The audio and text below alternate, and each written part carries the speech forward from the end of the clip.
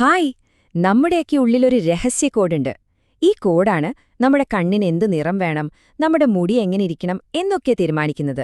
അപ്പോ ജനിതകശാസ്ത്രം, അതായത് ജെനറ്റിക്സിന്റെ ആ ഒരു അത്ഭുത ലോകത്തേക്ക് നമുക്കൊരുമിച്ചൊന്ന് പോയി നോക്കിയാലോ? ആശീർവാദ് ക്ലാസ്സുകളിലേക്ക് എല്ലാവർക്കും സ്വാഗതം. അപ്പൊ നമ്മള് ഈ ചാപ്റ്ററിൽ പ്രധാനമായും 4 കാര്യങ്ങളാ നോക്കാൻ പോകുന്നത്. ആദ്യം തന്നെ എന്താണ് ഈ ജീവന്റെ ബ്ലൂ പ്രിന്റ് എന്ന് നമ്മൾ മനസ്സിലാക്കും. പിന്നെ ഈ ബ്ലൂ പ്രിന്റ് വെച്ചിട്ട് നമ്മുടെ ശരീരം എങ്ങനെയാണ് പ്രോട്ടീൻസ് ഉണ്ടാക്കുന്നതെന്ന് നോക്കാം. അത് കഴിഞ്ഞ് ഈ ബ്ലൂ പ്രിന്റ് എങ്ങനെയാണ് പേരൻസിൽ നിന്ന് കുട്ടികളിലേക്ക് പോകുന്നതെന്ന് പഠിക്കും. ലാസ്റ്റ് നമ്മൾ പഠിച്ചതൊക്കെ ഒന്ന് ഉറപ്പിക്കാനായിട്ട് കുറച്ച് ചോദ്യങ്ങളും അതിന്റെ ഉത്തരങ്ങളും കൂടി നോക്കും. റെഡിയല്ലേ? അപ്പൊ ശരി, നമുക്ക് തുടങ്ങാം. ജീവന്റെ ആ വലിയ പുസ്തകത്തിലെ ആദ്യത്തെ അക്ഷരം, അതായത് DNA-യിൽ നിന്ന് തന്നെ നമുക്ക് സ്റ്റാർട്ട് ചെയ്യാം. DNA എന്ന് പറഞ്ഞാൽ സിമ്പിളായിട്ട് ഒരു ഇൻസ്ട്രക്ഷൻ മാനുവൽ പോലെയാണ്. ഒരു ജീവിയെ എങ്ങനെ ഉണ്ടാക്കണം, അത് എങ്ങനെ പ്രവർത്തിക്കണം എന്നുള്ള എല്ലാ വിവരങ്ങളും അതിലുണ്ടാകും. ഇതിന്റെ ആ ഒരു ട്വിസ്റ്റഡ് ലാഡർ അല്ലെങ്കിൽ പിരിയൻ ഗോവണി പോലത്തെ ഷേപ്പ്, അതായത് ഡബിൾ ഹെലിക്സ് സ്ട്രക്ചർ, കണ്ടുപിടിച്ചത് 1953-ൽ വാട്സണും ക്രിക്കും ചേർന്നാണ്. ഈ പിരിയൻ ഗോവണിക്ക് അല്ലെങ്കിൽ ഡബിൾ ഹെലിക്സിന് 2 സൈഡിലുമുള്ള കൈവരികളിലെ അത് ഷുഗറും ഫോസ്ഫേറ്റും കൊണ്ടാണ് ഉണ്ടാക്കിയിരിക്കുന്നത്. ഇനി അതിലെ പടികളോ, അത് നൈട്രജൻ ബേസുകൾ കൊണ്ടാണ്. ഇവിടെ ഒരു നിയമമുണ്ട്. അഡിനിൻ, അതായത് എ, എപ്പോഴും തൈമിൻ ടിയുമായിട്ടേ ജോഡിച്ചേരൂ. അതുപോലെ ഗ്വാനിൻ ജി എപ്പോഴും സൈറ്റോസിൻ സിയുമായിട്ടും. ഈ ATGC പെയറിംഗ് ആണ് നമ്മുടെ ജനറ്റിക് കോഡിന്റെ ഏറ്റവും ബേസിക് ആയിട്ടുള്ള കാര്യം. അപ്പൊ ചുരുക്കി പറഞ്ഞാൽ എന്താ? DNA എന്ന് പറയുന്നത് ATCG എന്ന 4 അക്ഷരങ്ങൾ ഉപയോഗിച്ചെഴുതിയ ഒരു വലിയ പുസ്തകം പോലെയാണ്. പരീക്ഷയ്ക്ക് എപ്പോഴും വരുന്ന ചോദ്യങ്ങളാണിത്. DNAയുടെ ബിൽഡിംഗ് ബ്ലോക്സ് എന്താണ്? ന്യൂക്ലിയോടൈഡ്സ്. പിന്നെ ഈ ബേസുകൾ എങ്ങനെയാ പെയർ ചെയ്യുന്നത്? A എപ്പോഴും Tയുടെ കൂടെ, G എപ്പോഴും Cയുടെ കൂടെ. ഇത് മറക്കരുത്. നിങ്ങൾക്കൊരു കാര്യം അറിയാമോ?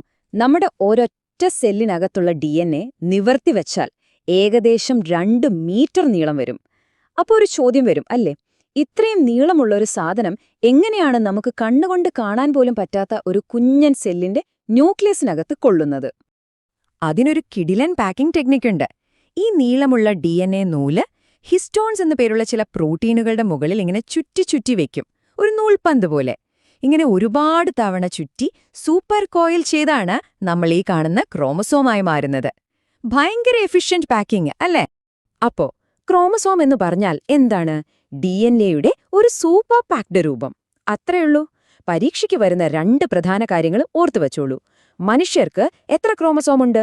46 എണ്ണം, അതായത് 23 ജോഡി.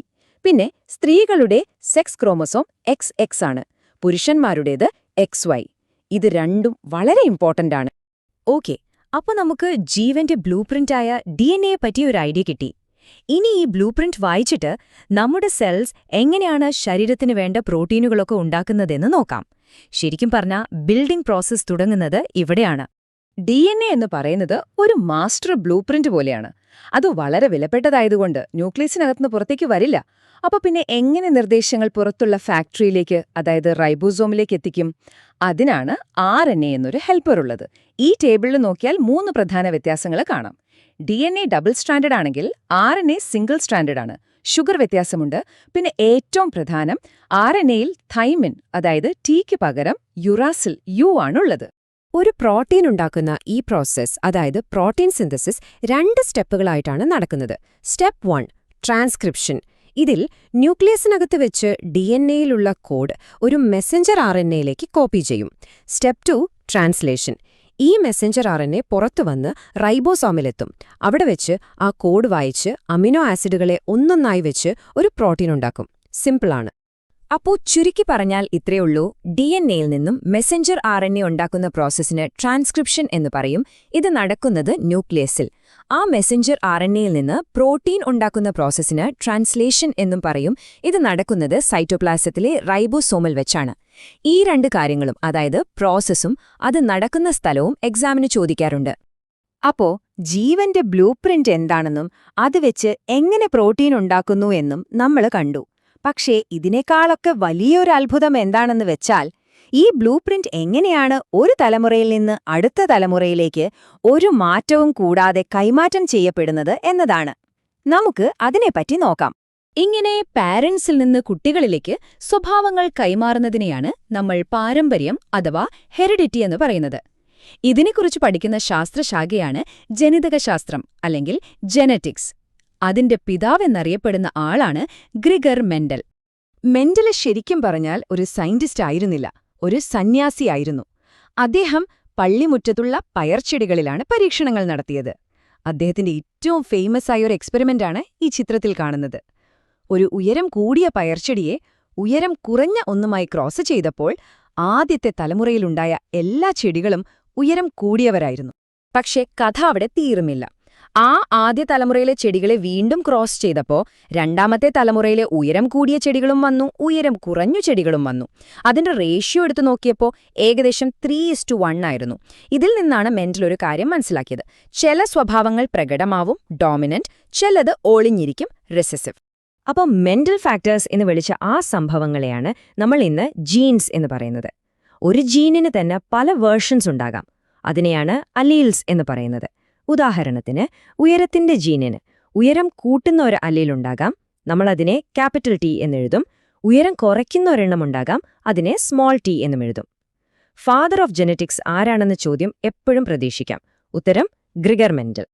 ഓക്കെ, നമ്മളിപ്പോ ഈ ചാപ്റ്ററിലെ പ്രധാനപ്പെട്ട എല്ലാ കാര്യങ്ങളും കവർ ചെയ്തു. DNA തുടങ്ങി പ്രോട്ടീൻ സിന്തസിസ് വഴി മെൻഡലിന്റെ പാരമ്പര്യ നിയമങ്ങൾ വരെ എത്തി. ഇനി നമ്മൾ പഠിച്ചതൊക്കെ എത്രത്തോളം മനസ്സിലായി എന്ന് സ്വയം ഒന്ന് ടെസ്റ്റ് ചെയ്താലോ? കുറച്ച് മോഡൽ ചോദ്യങ്ങൾ നോക്കാം.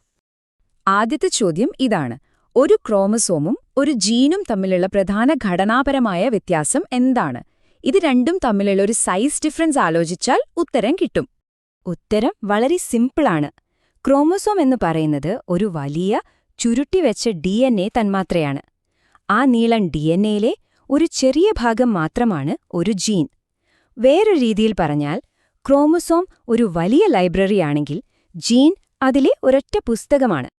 അടുത്ത ചോദ്യം: പ്രോട്ടീൻ നിർമ്മാണത്തിലെ 2 പ്രധാന ഘടകങ്ങൾ ഏതൊക്കെയാണ്? ഓരോന്നും എവിടെയാണ് സംഭവിക്കുന്നത്? നമ്മൾ കുറച്ചു മുൻപ് പറഞ്ഞതേയുള്ളൂ. ഉത്തരം ഇതാണ്. ഒന്നാമത്തെ സ്റ്റെപ്പ് ട്രാൻസ്ക്രിപ്ഷൻ. അത് നടക്കുന്നത് ന്യൂക്ലിയസിൽ വെച്ചാണ്. രണ്ടാമത്തെ സ്റ്റെപ്പ് ട്രാൻസ്ലേഷൻ. അത് നടക്കുന്നത് സൈറ്റോപ്ലാസത്തില് റൈബോസോമില് വെച്ചാണ്. കോപ്പി ചെയ്യുന്നതകത്ത്, ബിൽഡിംഗ് പുറത്ത്. അങ്ങനെ ഓർത്തുവെച്ചാൽ മതി. അപ്പം നമ്മൾ ജീവന്റെ കോഡിനെ പറ്റി ഒരുപാട് കാര്യങ്ങൾ പഠിച്ചു അല്ലേ? ഇത് വെറുമൊരു ബയോളജി ചാപ്റ്റർ മാത്രമല്ല. ഈ കോഡ് മനസ്സിലാക്കുന്നതിലൂടെ നമുക്ക് ഒരുപാട് രോഗങ്ങൾക്ക് പരിഹാരം കാണാൻ കഴിയും. നമ്മുടെയെല്ലാം ഭാവി തന്നെ മാറ്റിയെഴുതാൻ ഈ അറിവിന് സാധിക്കും. അപ്പോ ഈ DNA-യുടെ ചുരുളുകൾക്കുള്ളിൽ ഒളിഞ്ഞിരിക്കുന്ന രഹസ്യങ്ങളെക്കുറിച്ച് കൂടുതൽ ചിന്തിക്കുക, കൂടുതൽ പഠിക്കുക. അടുത്ത ക്ലാസ്സിൽ കാണാം.